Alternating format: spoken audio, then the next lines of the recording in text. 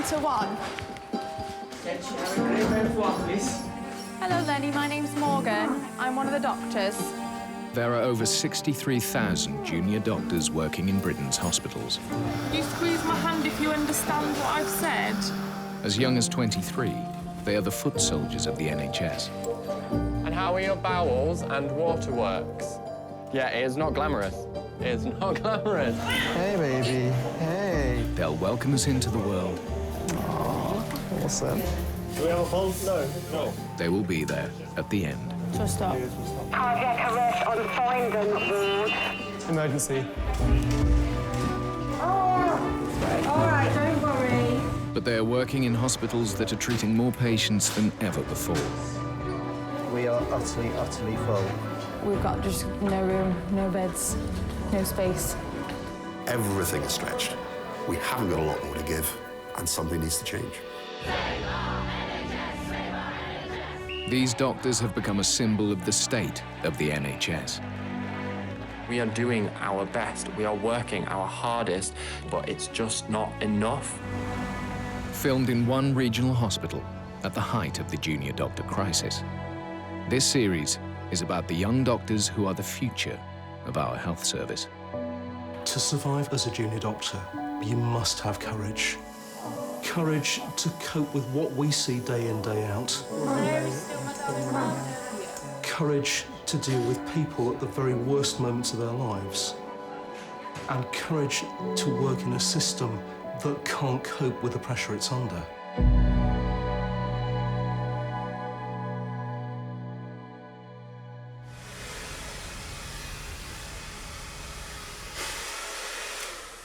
All done.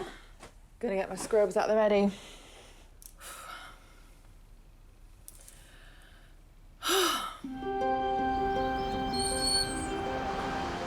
24-year-old Morgan is a second-year doctor.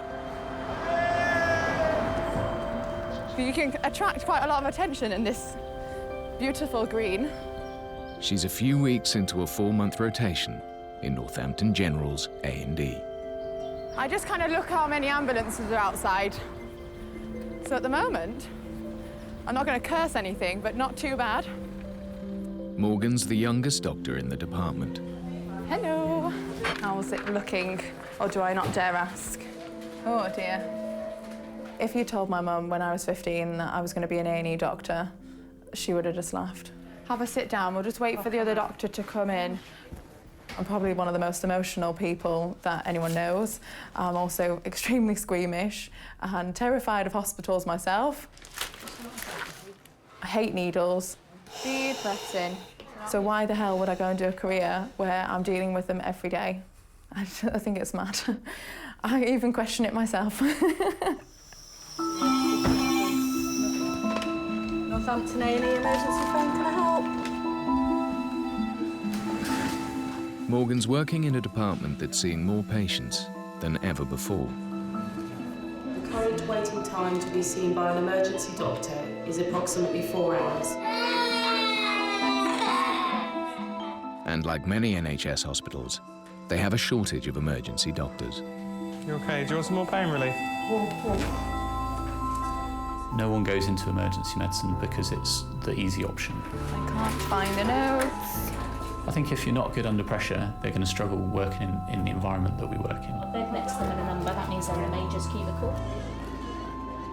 I don't think there's any other bit of medicine which is as fast-paced, as demanding, as chaotic, and really as challenging as working in A&E. There we go. Please go to Dr. to recess, please. Dr. to recess, thank you. Oh, give me strength. Halfway through her shift, Morgan is called to resus, the area for patients in a life-threatening condition. I'm terrified of resus. It's probably the only place in the hospital where you get people coming in so acutely unwell. I think I'm going to find it difficult to see those emotional things and just leave them at the door. I'm quite worried that I'm going to keep a lot of things with me because I know that's me and I know that's what I've done in the past. We have a gentleman, I think, from the brain injury unit who's known to have pulmonary edema and is coming in with query pulmonary edema. So that means lots of fluid on their lungs, usually due to heart failure problems. Morgan's patient is a 61-year-old man called Lenny. Hello. A previous brain injury has left him unable to communicate. I'm just going to have a little listen to your chest now, OK?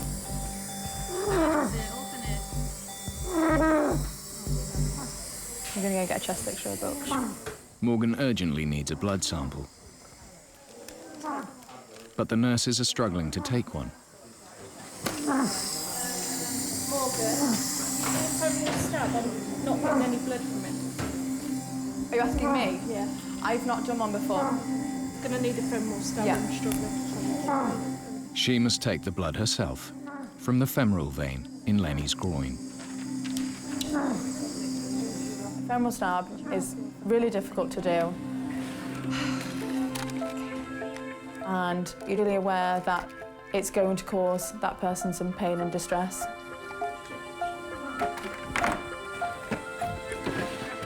I know we've had a bit of a difficult time getting some blood from you, so we're going to have to take it from the groin area, if that's OK.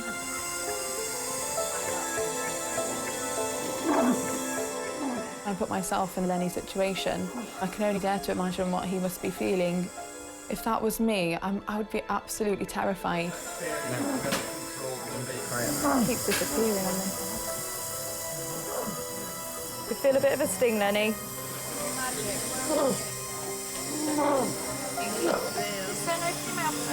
Pulse is a bit steady. If you aren't able to separate yourself from your patient and create that professional distance, then it can be very difficult to perform procedures. I can't get anything from there. I'm struggling to feel a good pulse down here. You do have to be able to switch off the compassion a little, just so you can pull yourself together and get on with the job at hand. I'm really struggling. Couldn't get anything in. It was all over the place. After 3 failed attempts, Morgan has to call in her registrar for help.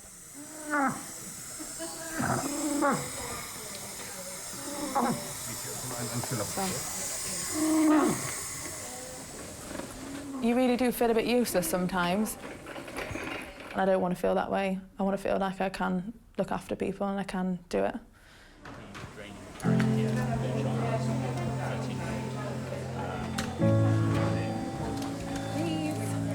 We all need to show empathy and understanding, but I think if you leave yourself wide open to the emotional distress of every case you see, coming to work the next day will be impossible.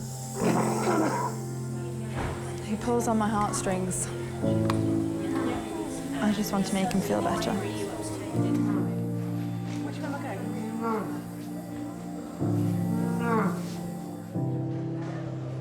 Please go to Dr. Teresa's, please, Dr. Teresa's. Thank you. Okay, so I'm going to put the local anaesthetic in. It's going to sting, OK? Sharp scratch. 26-year-old Dan is a third-year doctor. He's signed up for a career in emergency medicine. OK. I love resus. Feeling all right? Good. It's what you imagine when you think of being a doctor. It's the cool stuff. Let's put tubes in, let's stab things, let's put lines in. Let's get excited and let's stay calm while we're excited, and let's not enjoy this, but let's also enjoy it. Is that OK? Doesn't feel sharp? Oh, it does a little bit. I'm one of the A&E consultants. I've come to admire all the handiwork that's going on here. Cool. Yeah, so it's gone in absolutely fine. Guide wire's out, it's in, it's bubbling. Lovely. Yeah, it's pretty quick, wasn't it?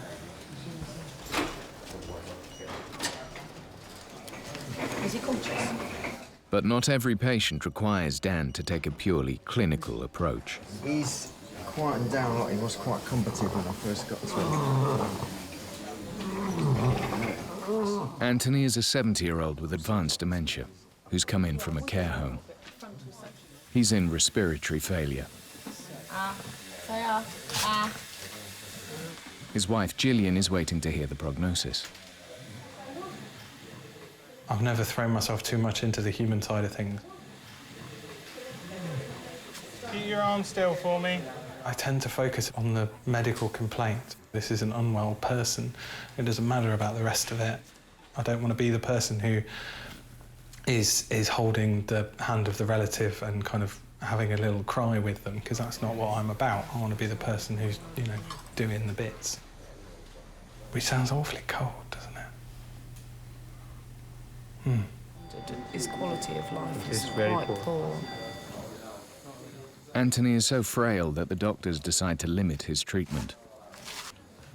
I think this is a very reasonable and merciful thing which we're doing. That's very kind. Thank you. Anything else? No. No. Dan is given the responsibility of informing Gillian. With breaking bad news, I think you have to approach the situation with real compassion.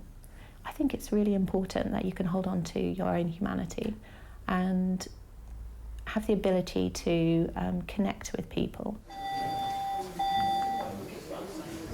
Sorry, making a racket. No. I'm Dan, I'm one of the A&E doctors. Hello. So how much have they told you about what's going on and things? I went to see him this afternoon. We thought he got a cold and a bad throat. At the moment, his oxygen levels are very low. Okay. And he had some bits in his throat, like tablets and things, that were in his airway. Right. So we think they've gone down the wrong way, essentially, and they've gone onto his chest rather than going down into his stomach, which might be causing him to have an infection in his chest and making his breathing quite difficult. Okay. With him being in the home and things, he's got a note to say that he didn't want to be resuscitated. Is that right? Yes. Okay. So there are more treatments that we could give, but at the moment, with him being in the state he's in, I'm not sure that they'd be appropriate. No, okay. But I just wanted to make sure you understood where we were. Yeah. Do you want a cup of tea or anything? I wouldn't mind a cup of coffee. Cup of coffee, yeah. Oh, that was awful. Daniel, you idiot. Dear me. Basically, I did it all wrong. I should have... I'm not sure the bedside was the most appropriate place when we've got a very good relatives room.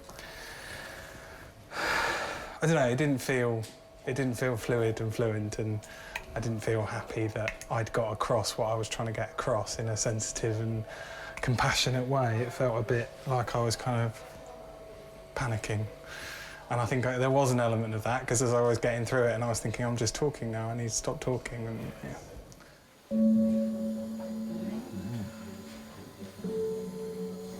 Not only do your patients need you to have a cool head in a crisis, they also need you to have a heart as well. I think that makes a very good doctor if you're able to do both of those. if all else fails, offer them a hot drink. At least you didn't ask for tea. I'm awful at making tea.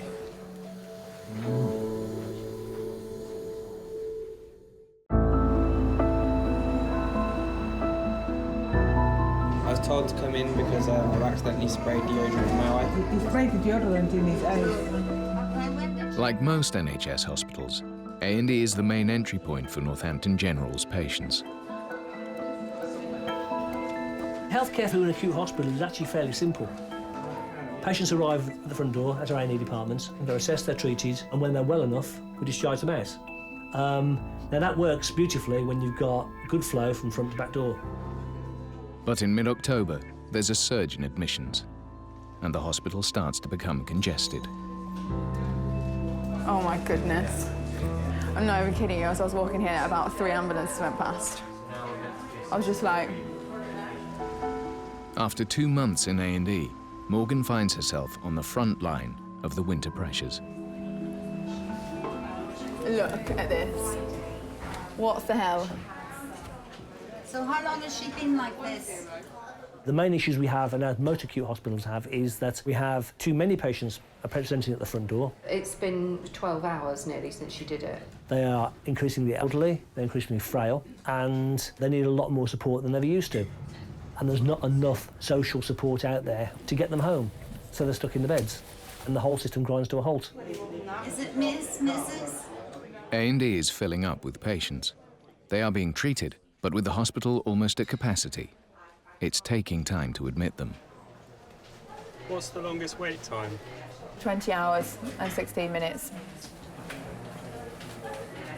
That is crazy. It's like you've poured some really thick fluid down the drain and it just got stuck. So we've got like a little bath, all these patients in and in, no one coming out. So it's just going to fill and then it's just going to flood. I was in the cubicle round there, but I've been promoted to the corridor. I just don't know what they're going to do with everybody. Do you want to see me panicking today? It's looking particularly horrible. So there's 17 patients in A&E from yesterday. Alison is the site manager. She's responsible for allocating the hospital's beds. So you've got that many at almost 20 hours in A&E? Yes. On a trolley? Yes.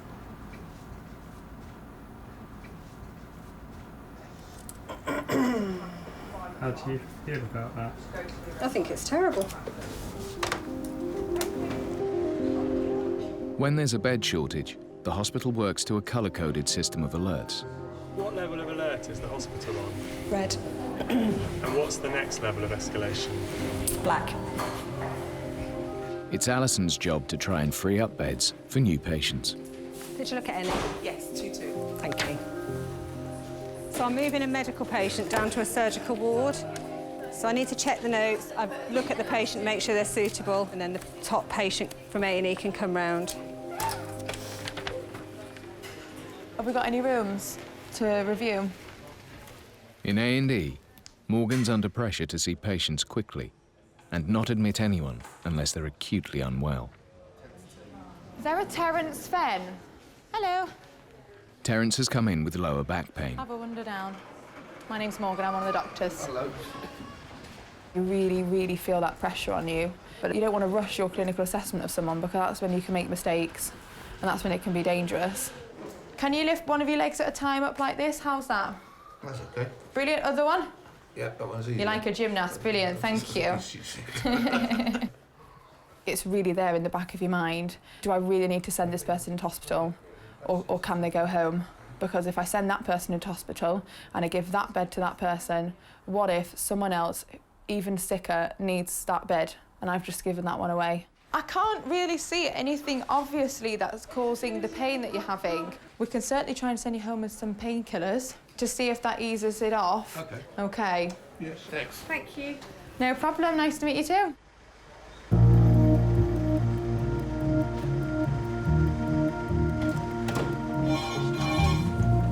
Adult red call 10 minutes, adult red call 10 minutes. Over the next few days, the number of patients continues to rise. It's quite busy, isn't it?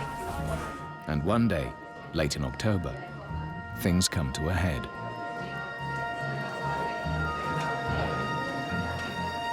What the? Have you seen outside?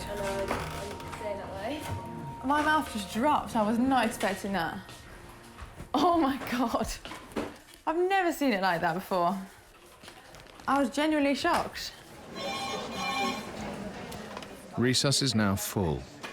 What's your ETA? Shit. But the ambulances keep on coming. 4 minutes away.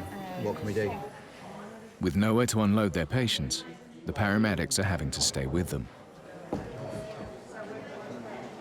The danger of patients not being seen is you've got an undiagnosed patient who could have a cardiac arrest, could have a massive GI bleed, could have a stroke at any time. What I absolutely do not want is a patient to die in an ambulance or on our corridor who's alone and has not been seen by anybody. Okay, and do you normally look this pale? Yeah. Morgan is doing assessments in the corridor. Okay, well, I'll request the x-ray so we can get a good view. We'll get that sorted and then we'll get you seen too. All right. There's a lot of very unwell people here and there's only a limited amount of doctors. You start to just feel a little bit like I'm feeling like I'm being pulled everywhere. Add him to the list. With patients continuing to arrive, the hospital goes on to its highest level of alert. It's looking very bad, so we just run the report and we're on black. So I'm just waiting for the exec team to get back to me to see what the plan of action is on that one. Black alert is when there's people still coming in, but there's nowhere to put them. So basically the number coming in is exceeding the number going out, and we haven't got spare capacity. We get to the point where we are genuinely thinking, can we treat these sick people? They have sent a message out to the ambulance people and to the local GP services just to say that we're in a very difficult position here. Code Black means there's a significant risk to patient safety. OK, everybody, should we make a start? Carl calls an urgent meeting of the heads of department. We have triggered black on the escalation process. There are 7 ambulances that we're holding at the moment with 7 patients on the corridor. So we have to dig ourselves out of it. Grab every single consultant you can get your hands on to go through the patients and really have some really robust discussions around patients. We do really need to be here. Move her to the discharge suite now and I'll get the next lady round in half an hour. Yeah? Where's my patient?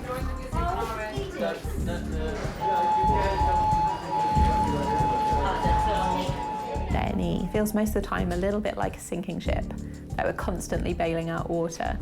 You're panicking. I think they're getting a bit frustrated at me. It's almost become routine for us to have to put in emergency measures. Oh, it's mental.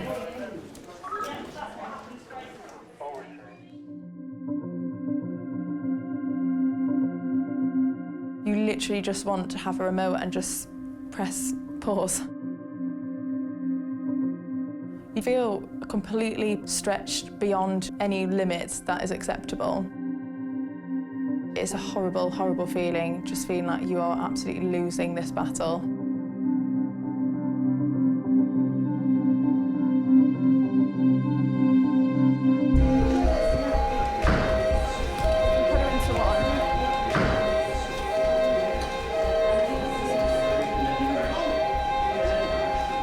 A young woman has collapsed in the main waiting room. Hello, Ella. We've got a lady with a PV bleed who's just like not really responsive. She just doesn't look right. Into one. She just mentioned something about losing her baby. Ella, are you currently pregnant at the moment? I was 2 months ago. You were pregnant 2 months ago? Placenta wouldn't come out. Placenta wouldn't come out. Not specific. You had a hemorrhage, did you? Yeah. You're doing really well. I know there's a lot of people around you at the moment. Can you open your eyes for me? Brilliant, that's okay. That's fine, just get what we can and get a stat bag of fluids.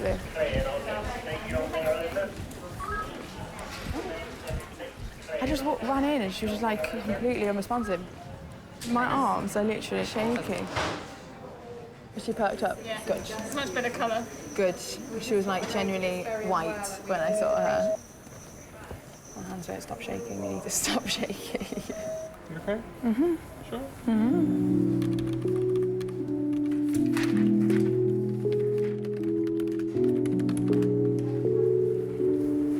I was like, I can ask if I'm okay. I'm gonna be okay.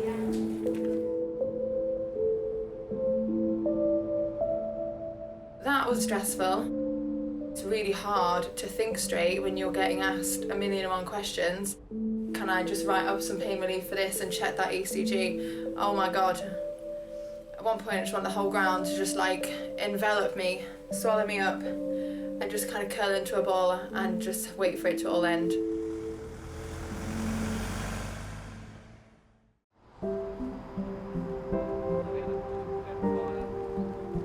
It's the morning after one of the busiest days of the year at Northampton General.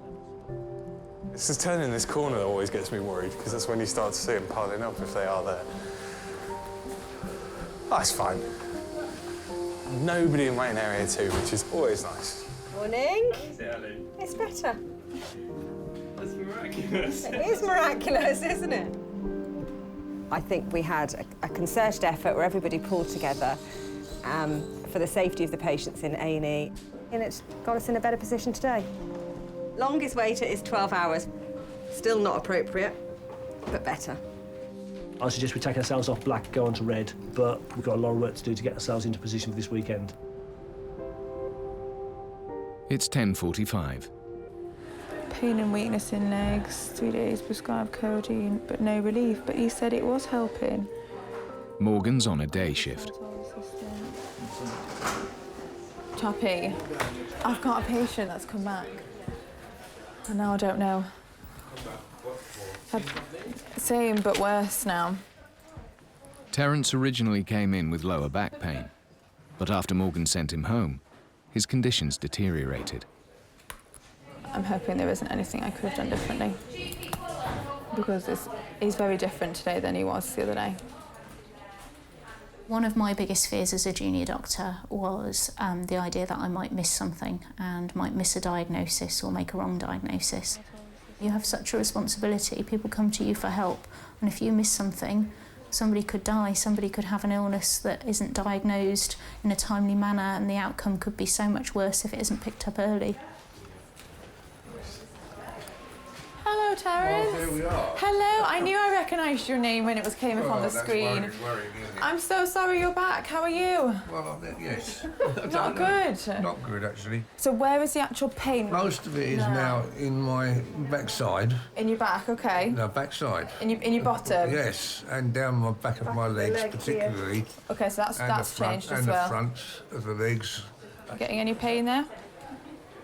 Yes. Where's it getting pain? There. Yeah? And around the back. Down the back. Okay. That's all right. You just relax for me. What is going on? Oh, I'm stressed. Because I'm worried that I missed something. Morgan asks her registrar for advice. This gentleman presented with some lower back pain, which had settled when he came to us, and bilateral lower leg pain, which was the front and the back of his legs. And he had some codeine and the pain really improved. Since then, he's not really got any better, and if anything, it's all got worse. He's such a lovely gentleman, and I'm just a bit worried that I might have missed something. Did we do a AAA scan? No. Aortic scan? No. So can we Because that's what I'm, that's what I'm running. Get a scanning thing on his bedside? Yeah. Is it round here?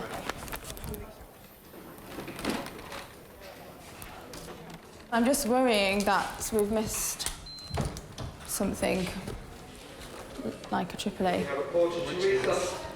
A abdominal aortic aneurysm. If Morgan has missed a AAA, Terence's life could be in danger. Morgan's told me all about you, and we're just a bit concerned that we're not getting on top of things with you. Where does it hurt? Oh, that's the back of my legs. I'm sorry. That's okay. So sorry. I wasn't expecting that.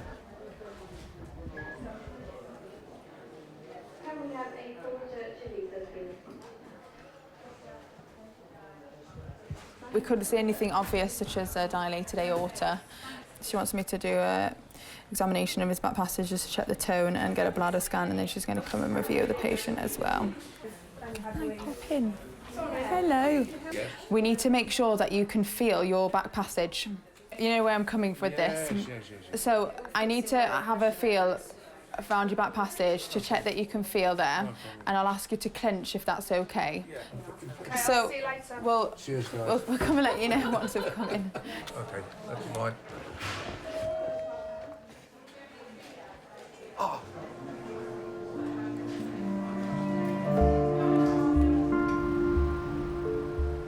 So, why are you referring to? How am I finding today? Don't ask me that question right now. I was finding it okay, and now I'm just a bit wondering if I could have done anything differently. Confidence can be knocked very quickly. It's a fragile thing, but it's an important thing, because an underconfident doctor will question everything they've done. The patient will see that lack of confidence, and they won't trust the decisions that are being made. I hate this feeling. We got Joel Maxwell, please. However, an overconfident doctor, in my eyes, will perhaps take chances that shouldn't be taken. As seniors, we have to keep people in check and supervise, but I think it's a tightrope that you have to learn to walk within yourself. Dan is working in the A&E Pediatric unit. He's had a bit of a wheezy cough for a week or two now. He hasn't improved at all. He's still very chesty. His patient is a 6-month-old baby called Joel. It sounds a little bit like bronchiolitis, which is a viral infection that comes on around this time of year.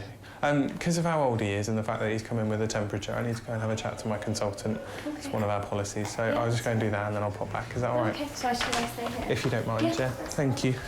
Thank you. I've got a 6-month-old. He's been upper respiratory tract virally for the last week. He's feeding at about 50% of what he normally would, still having wet nappies. I think it's bronchiolitis. And intercostal recession? No. Is there any tracheal tug? No. So then he needs to come. Let's arrange for a chest X-ray. Chest X-ray? OK. Dan thinks it's a common infection, but his registrar, Nicol, wants to rule out something more serious.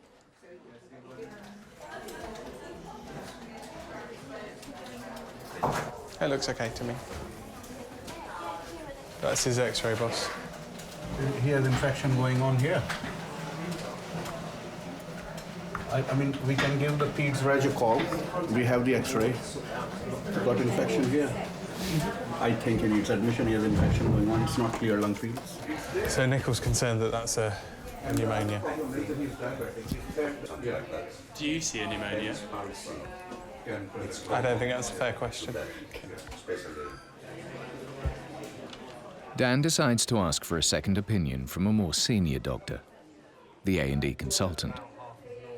I've got a 6-month-old, a temperature of 38.2, sounds a bit bronchiolitis-y. We've done an X-ray and Nicol's concerned it might be some consolidation. Yeah, I think I'll have to go and have a listen to his chest myself. From my initial assessment, I thought this was bronchiolitis, and I was quite happy. And then I think I'm a bit concerned now that I'm doing the wrong thing. Really? Yeah, I think Nicol's kind of giving me a bit of a, oh, I've done completely the wrong thing. But anyway, we'll see what you think. He's very cute. There's been a bit of discussion about Joel's X-ray. There's an area on it that looks like infection to me, and I think he'd be best to come into hospital for a short period of time to have some antibiotics. Yeah. You know, do you? Can I ask about it? Yeah. I think if I'd have seen him and not discussed him with anyone, I don't think I'd have done an X-ray in the first place. OK. You'd normally expect to keep a bronchitis to be better after a week. Great. Thank you. Yeah, Dan? Huh? Yeah. No, you were right. You know your stuff.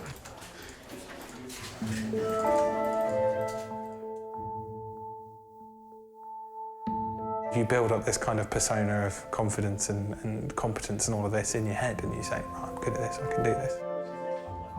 Then when you find out that what you actually did was probably not what a consultant would have done, it knocks the foundations from under this thing you've built about yourself.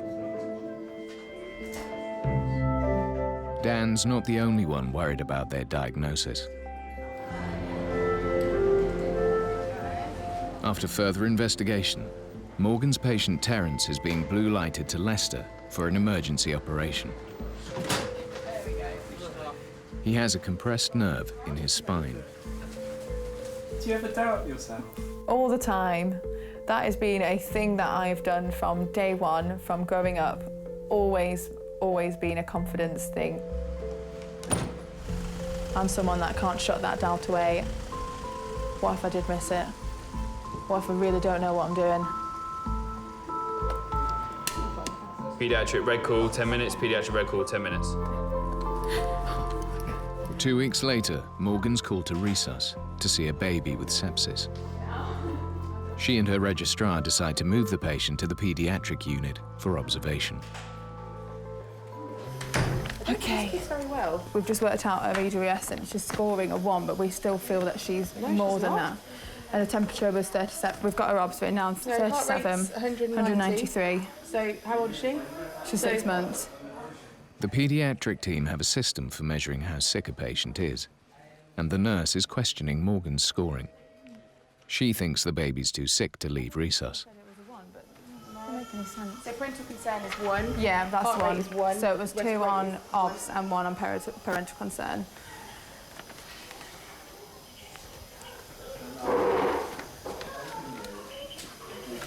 It's all right, take a breath.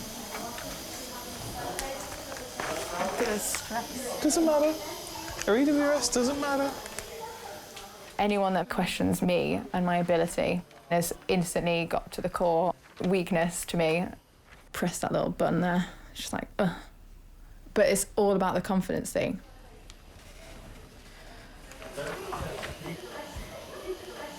Don't know why I'm getting upset. What's wrong? Hey, what's wrong?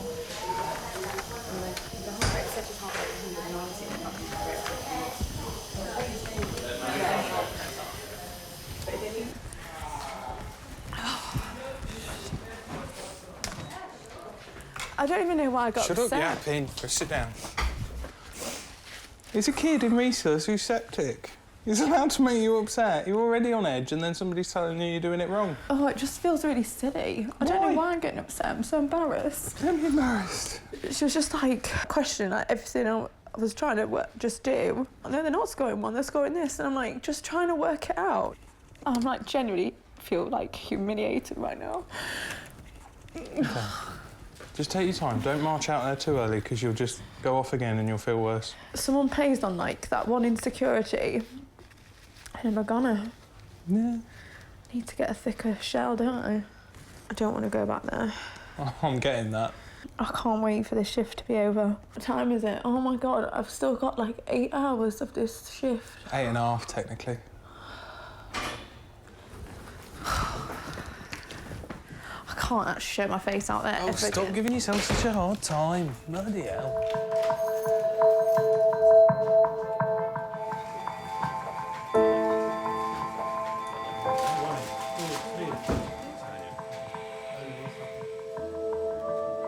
So I'm feeling pretty down in the dumps just about everything right now. I just feel like my confidence has taken an absolute battering. And it's just been one thing after the next. Did you try and do this intentionally to kill yourself or to harm yourself? Yes. I just want to see something good. A shift to go without worries or doubts. Shifts are relentless. And what you see just emotionally bashes you. On arrival, she was actively vomiting.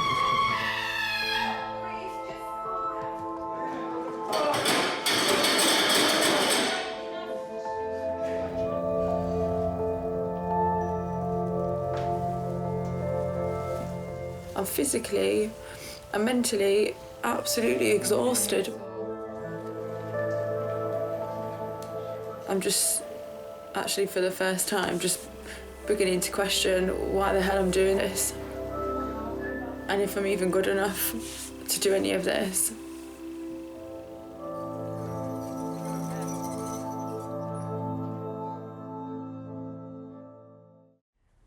So this is when I'm home. This is everyone. Hello! What a good drive. This is my house. This is my dog. This is my granny. Hello. This is my dog. Morgan's gone back to her parents' farm. It's so nice just to be home. No clocks, no 4-hour waiting targets, and just be me, Morgan, just a normal 24-year-old standing in beautiful countryside, finally getting a bit of fresh air. She has a few days off from A&E.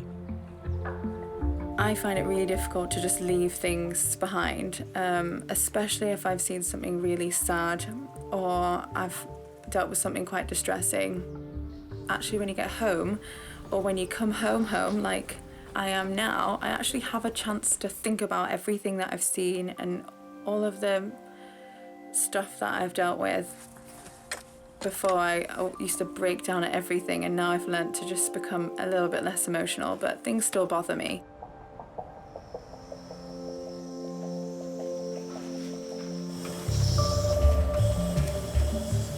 Have you ever been upset by anything you've seen? When I was in my first year, there was a lady on the medical ward who was a bit unwell and we couldn't quite work out why, and she'd been to the CT scanner and it turned out that she'd got an aortic dissection pretty much from top to bottom. And she started to go off really very quickly, as you'd expect with, you know, your main blood vessel in your body tearing itself apart. She asked me if she was going to die.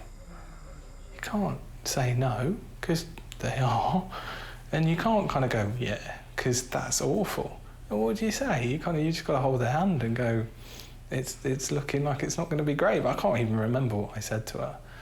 But yeah, that one got to me. Well done, well done.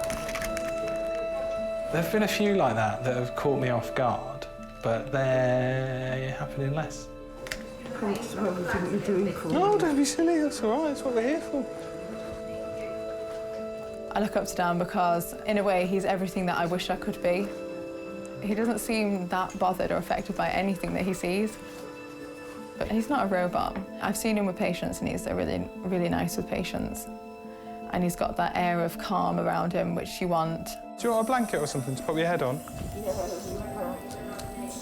What a lovely doctor. Do you want to be more tough? Yeah, I think it would help me just get on with my life if I could be. Morgan's back in resus. She's nearing the end of her rotation. Person who had a headache, nausea and vomiting yesterday evening and then has been found collapsed due to S4, has had 2 seizures. Her patient is a 62-year-old man who was found collapsed at home. The doctors suspect that Vincent has had a stroke. He was brought in by his wife, Sharon.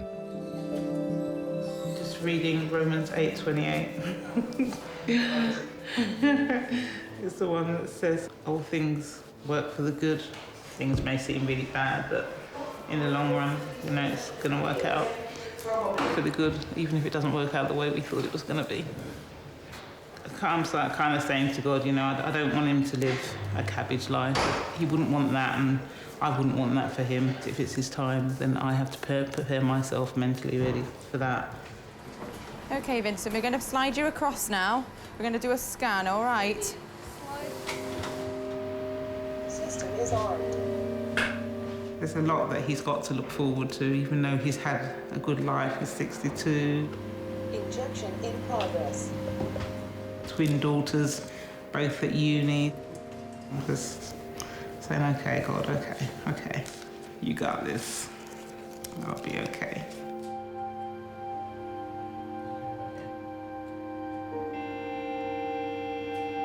Is it lovely? Yes, is it? Oh. The scan has revealed a massive bleed on Vincent's brain. Yeah, it's big. I don't want to have to tell this lady that her husband's potentially going to die. Please don't.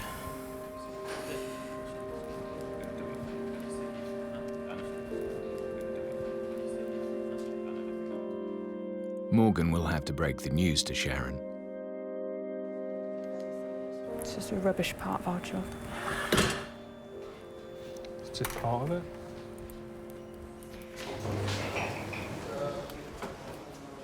Hello. Hi, you Vincent's relative, wife. Hello, my name's Morgan, I'm one of the doctors. So we have done a pretty urgent scan on his head and it has shown that he's had what we think is a stroke.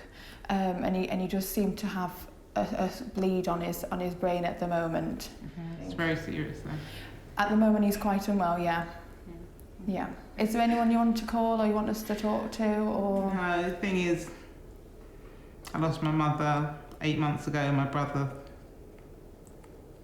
less than 6 months ago in March, and my son in June. That's a really rough year. I keep thinking, who can I call? I don't want to tell anybody because it's just too much for everybody. Well, we can be here to be your support if you'd like. I know we're not relatives or friends, but we can be, okay? Yeah.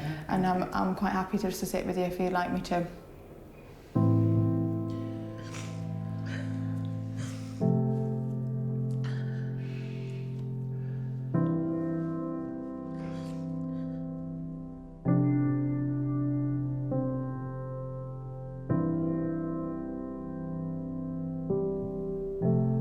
Would you like to go through and see him?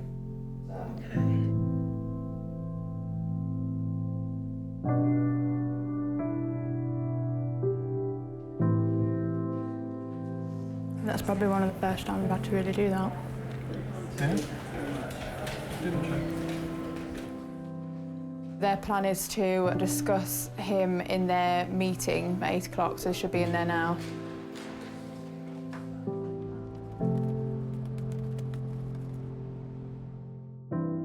I really hope that it turned out well for them. But I'm slowly learning. To be able to carry out your job effectively, you just need to learn to detach yourself. Having emotions running really high will not help me help that person. Have a good day, everyone. Oh, it's so bright. And I feel proud of myself for the way that I handled myself there. I was a doctor then. I am a doctor. Oh, yes. You guys can go now. I'll just sleep like this for a long time.